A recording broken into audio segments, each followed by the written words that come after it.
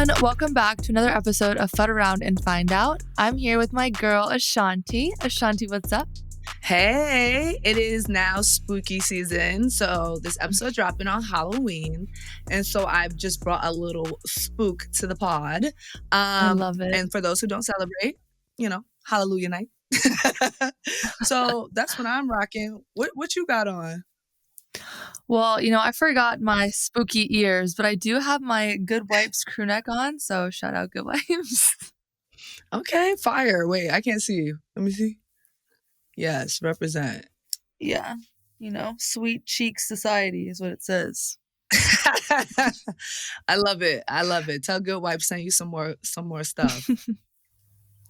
Okay, so girly pop. I just saw your scrimmage, your second scrimmage of the season. I'm so excited for you and your team. How are you feeling after that? Excited. I'm excited to start. That was our last exhibition game. And so from here on out, it's the real stuff. So I can't wait. I can't wait for things to start going. I can't wait to get in the thick of the season. And I'm just excited to start playing with this team. I think that we have the chance to do something really fun this year. So to be able to really start that process can't wait. Okay. Well, you guys look good. I mean, you spanked that team, y'all. It was practice out there. It was practice. All right. I'm just saying, as someone who was viewing, I haven't been, to that many UConn games in the last couple years. So me pulling up, I was like, woo, it's really magic. So I enjoyed it. And I'm looking forward to the start of your season. Should be good. Okay. So, the listeners have been writing and asking, and they try to guess every week who we're going to have on. Mm-hmm. So we've been dropping hints and we haven't really been explaining. So the last episode we had Sue on, and then we dropped 3 emojis, which was like a soldier with like a hat, a nose, and a rainbow. The soldier represented that picture of Sue Bird when she had that big fuzzy hat on. And she was wearing it was like a red that soldier with the guard fit, which is why we had that one. The nose emoji was about her breaking her nose 5 times, which is insane. And then the rainbow, we talked about it on the episode, but we talked about her being out and proud and just like that journey through college and coming out. So that's what those 3 beautiful emojis hints, Ashanti. So good. So good. Well, thanks, me and the team. We also had other clues. You want to talk about them? Yeah. So my profile picture in the text group chat was from the panel that I did with Sue this past summer. And then in that same panel was when Sue and I kind of teased about having the pod. She asked if I would ever have a pod of my own. And my answer was, you're going to have to fudd around and find out. And then another one was the timestamp in it was 2002 military time, which is the same as her grad year, 2002. And then there are also 10 text messages in the chain, her number. And then there was also a green battery for the Seattle Storm. There you go. I mean, I feel like that was enough. For those who were super stumped, I was like, I get why you're confused. But there was a couple people who actually got it. And I was like, detectives, FBI, hire them. No, seriously. So now we have a special guest who's going to be joining us. I'm so excited. I am so excited. I can't wait. Today we have Caroline Ducharme on the pod with us. It's always a special episode, but it's always extra special. Whoa. It's always a special episode, but it's extra special when one of my teammates are on. So today we have the extra special Caroline Ducharme. Hello. Hey, Caroline. Hello. Thanks for having me. Thanks for joining us. Yes, Caroline. So you are called the Silent Assassin. Where did you get this nickname? Honestly, it probably started our freshman year when we both got here, and I don't think I said 3 words till 4 months in, maybe. So that's where it came from. I forgot that was your nickname. I did too, honestly. She's not silent anymore. No. But why did you only say 3 words? Were you nervous or scared? I was just really quiet. I don't know. I really only talked to Azzi and the other freshmen, I talked to Avina a little bit, but like I wasn't very out there. Wow. I really forgot about that. You were super I quiet. was really quiet. Yeah. And then it was just the kudos. Mm-hmm. Yeah. Wow. Okay. Well, things have changed now. You've definitely grown into yourself, establishing yourself at UConn. So let's take it back. Caroline, can you tell our listeners a little bit more about your background? So I'm from Milton, Massachusetts. I have an older sister and a younger brother, and they both play basketball. So we grew up playing. Both my parents played, coached us their whole lives. So we grew up just playing in the backyard, playing horse before school, like stuff like that. So yeah, and then most importantly, my dog Lola. She's an English Mastiff, and we're obsessed with her. We're definitely going to need a picture. I want to see for sure. Okay, so you grew up playing basketball. Did you always want to go to UConn, or how'd you end up here? Honestly, yeah. I think growing up in New England as a girls basketball player, I mean, I grew up in like the Stewie, that whole era. So I feel like I was just always in awe of UConn, and I was, obsessed with them when I was younger. But then when I started actually going through the recruiting process and actually, trying to figure out where I was going to go for real, I didn't want to just commit here because that's what I wanted to do when I was 7. So, I did the whole thing. I went on the visits. I talked to coaches seriously. I looked at a lot of other schools seriously, but I just was always coming back to coach in UConn. And yeah, it just felt right. So I came here. What other schools were you thinking about? By the end, I was down to Oregon, Tennessee, North Carolina, and UConn.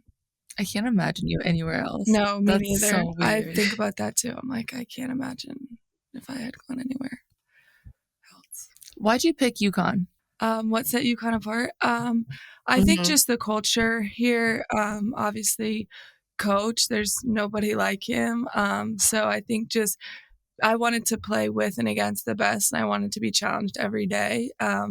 And I love just like the culture of success and the standard that we have here. And I was just always drawn to that, like expectation of, excellence and perfection and everything that we do. So I would say that is what, stood out. Okay, so let's talk about your family. I know all your family played basketball growing up.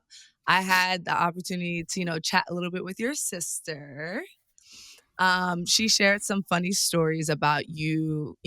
She's older than you. You always sticking around, playing with the older kids.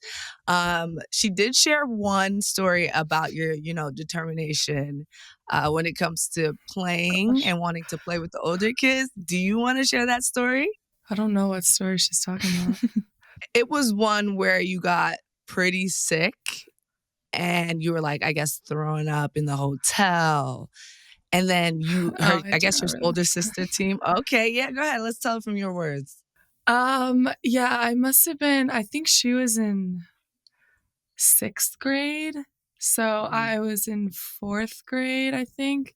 And yeah, growing up, I wanted to be just like my older sister. Like I wanted to wear what she wore. I wanted to do what she did. I was like that little sister that was like attached to her hip. So when she started playing basketball more, like obviously I wanted to do what she did. And then I obviously like found my own love for it. But when I was younger, I used to just follow her team around, and like 4th grade, your season ends at like, a reasonable time, and then the older kids get to keep playing into the summer. So I would just like follow them around and sit at the end of the bench. And if they were up by 1,000,000, like their coach would, throw me a bone and I'd get in for 30 seconds or something like that. And so, yeah, I don't remember exactly what it was, but yeah, it was at some tournament over the summer and I was sick. I was throwing up like all morning, all day. I was throwing up at the bench. There's like a picture of me like in my uniform, like the longest shorts ever, just like over the trash can.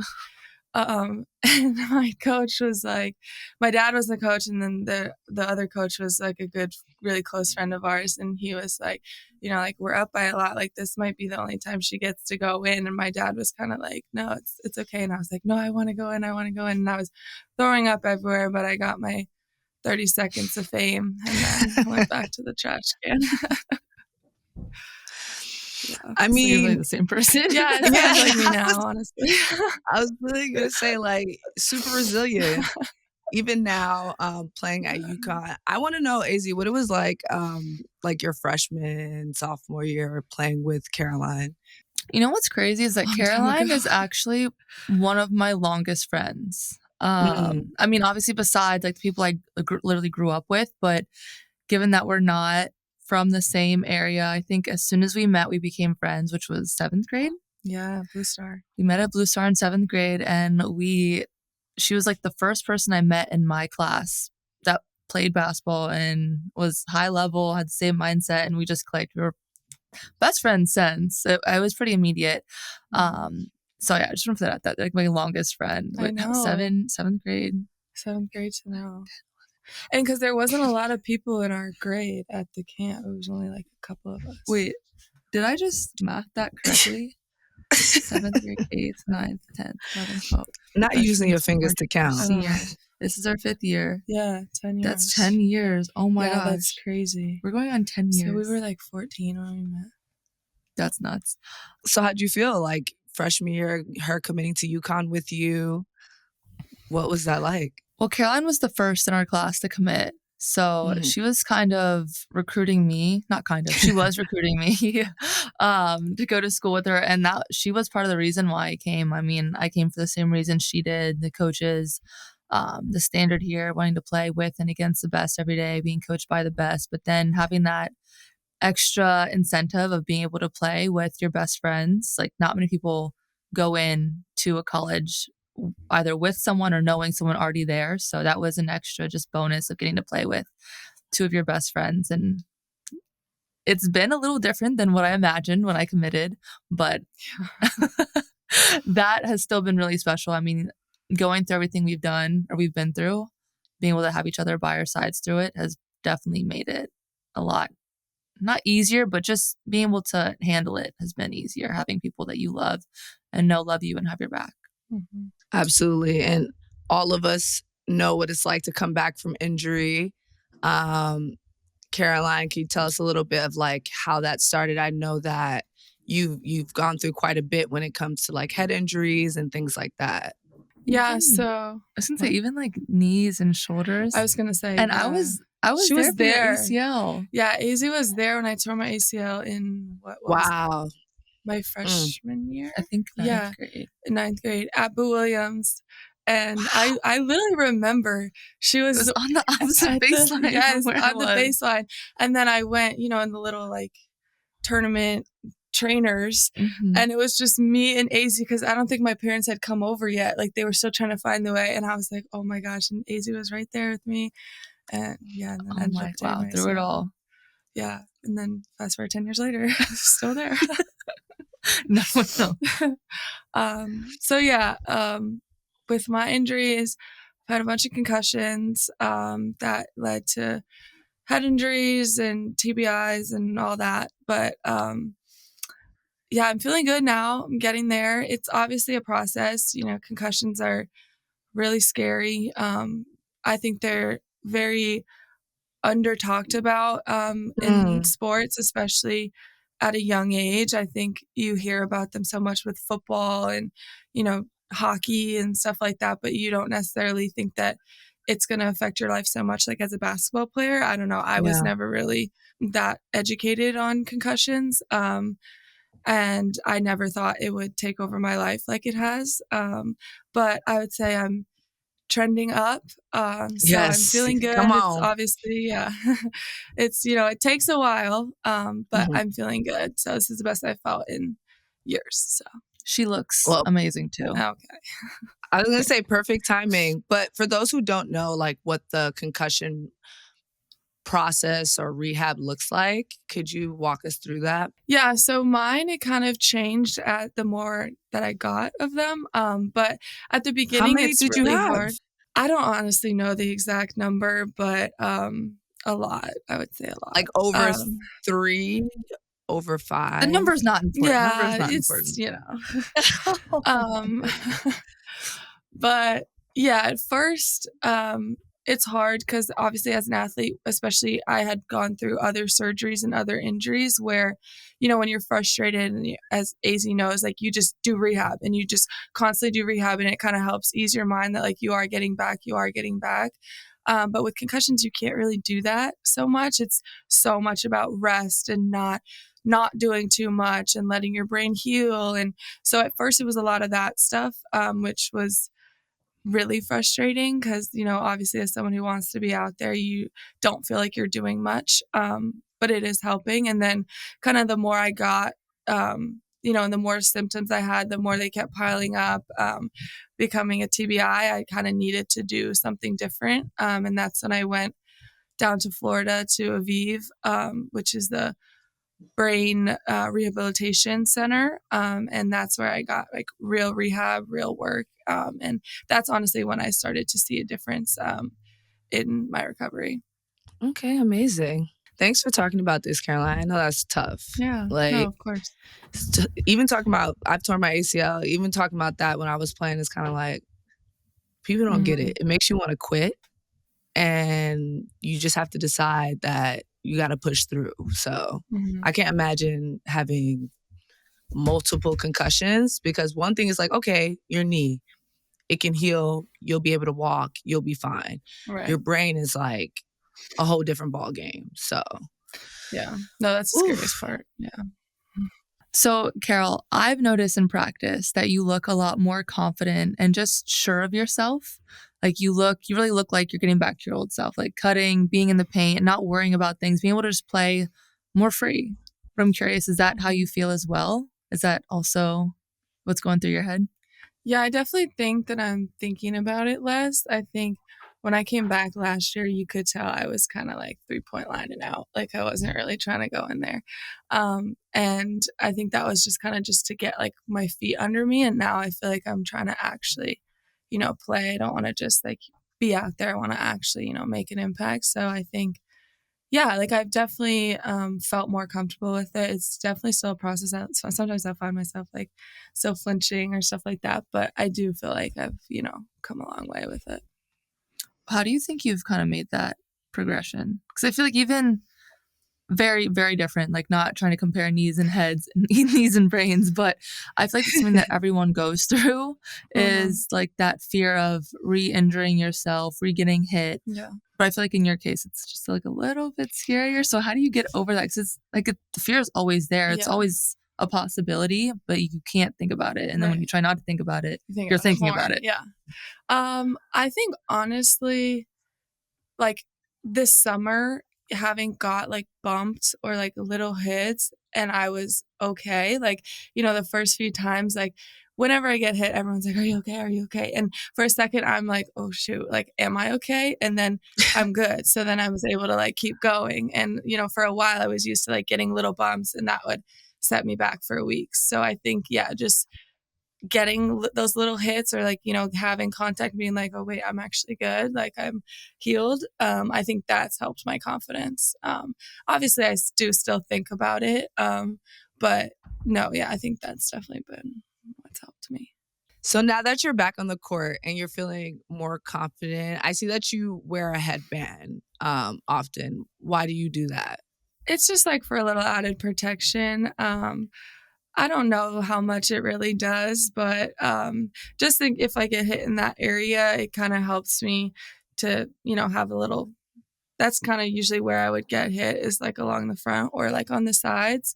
And it's, it's helped a little bit. I don't know that that it really does too much, but it's like a little safety. I guess it's like a knee sleeve or a knee brace if you have an injury there. So I guess, yeah, that makes sense.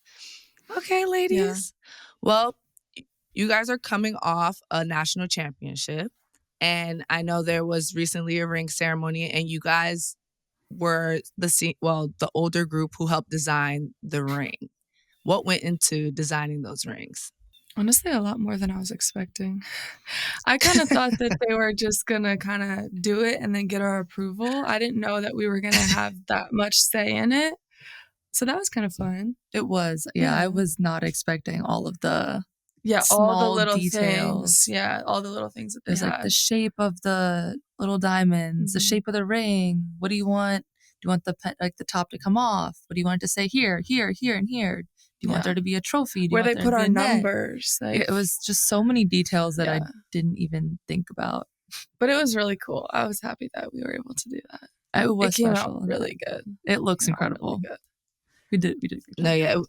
I mean, it was beautiful. It was blinging. Wait, so they didn't have like a template for you guys? They literally made you They just had like just you had like to a come with million ideas? options.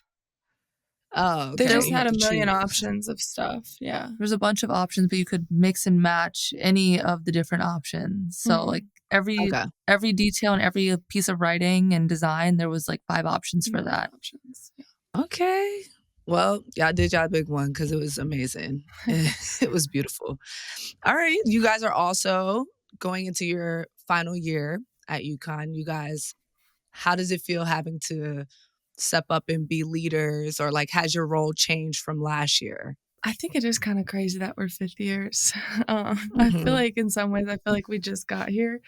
But you don't really realize it until you're talking about stuff. And then you're like, oh, wait, Azzi was the only one else that was here for that.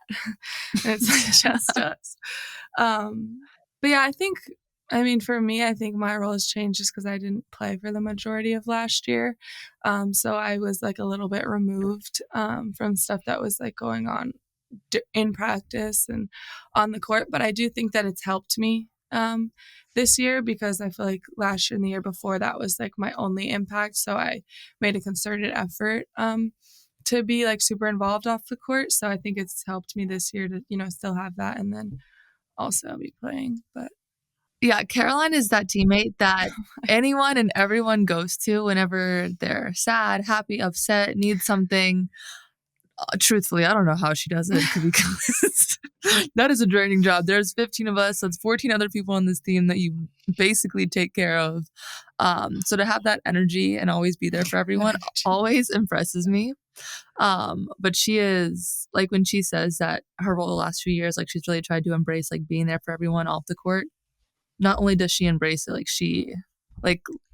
I can't even just, I know, but like seriously, I can't explain it because she's always the one making sure that like, are you okay? Are you doing well? Like I noticed this. She just notices everything about everyone and takes care of them. And it's not easy to do, especially like she has a million things on her plate with rehab, school, basketball, trying to figure things out. And so to always have that extra time for everyone else has always amazed me. Aww. Yeah. Okay, Caroline, you've become like the mom of the team.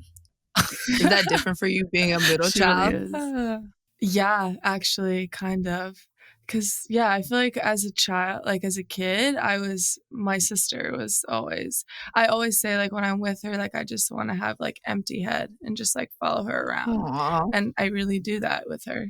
But now it's like, yeah, I think it's probably weirdest for her to see me in this role because she's like, I've taken care of you. She should be so proud. All the things she's done, you now embody for your team. So that's awesome. Oh, that's a really sweet way to look at it. I know.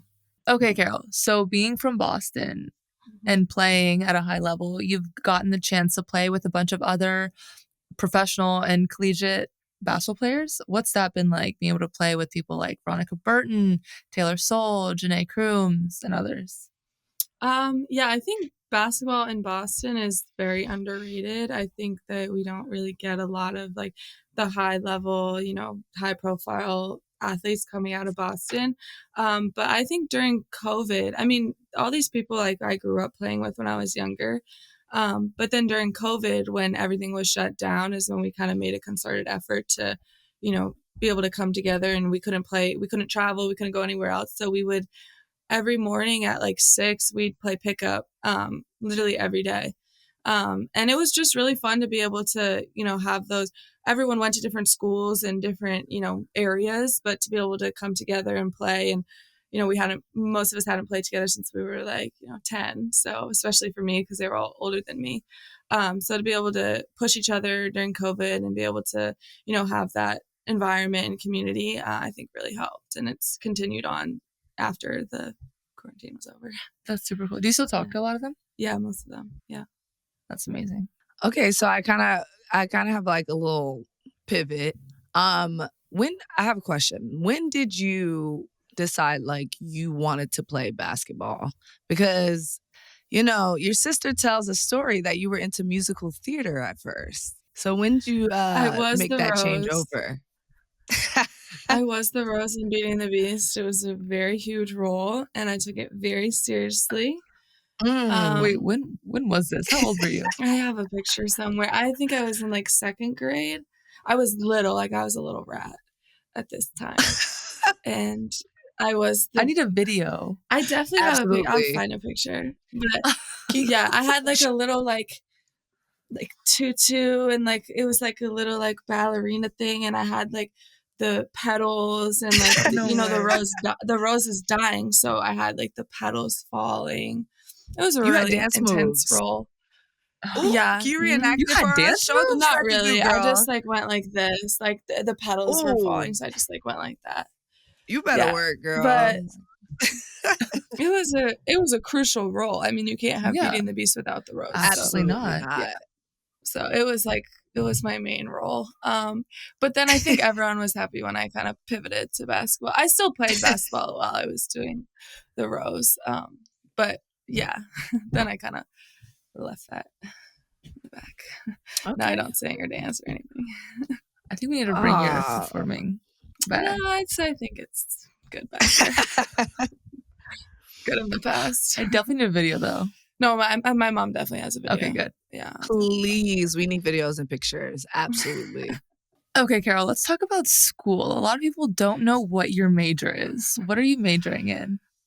So I just graduated with a degree in Human Development and Family Studies. Wait, when did you just graduate? I got my degree in August. Congratulations. I had no Thank idea. you. Yes. Congrats. Thank you. Yes. Wow, look at you. I got it in August, Congrats, came in the sis. mail. Congrats. I got a notification it was sent to the house. So That's I all don't that know if matters. it's come yet. Yeah. I need to see that, The real proof. in writing. Yeah. So what are you doing now? So now I'm just taking classes. A certificate? Yeah. Is that what it's called? Yeah. So just a bunch of classes. Wow. Wait, what was your major? Human HFS? Development Family Studies, yeah. Okay, why did you choose that? You want to do something with that? Honestly, I just kind of liked it because I feel like you can do a lot of different things with it. It's all about like relationships and people, and how people like interact with each other and how to work with other people. So I feel like I could really use it in a lot of different ways. Obviously. Definitely.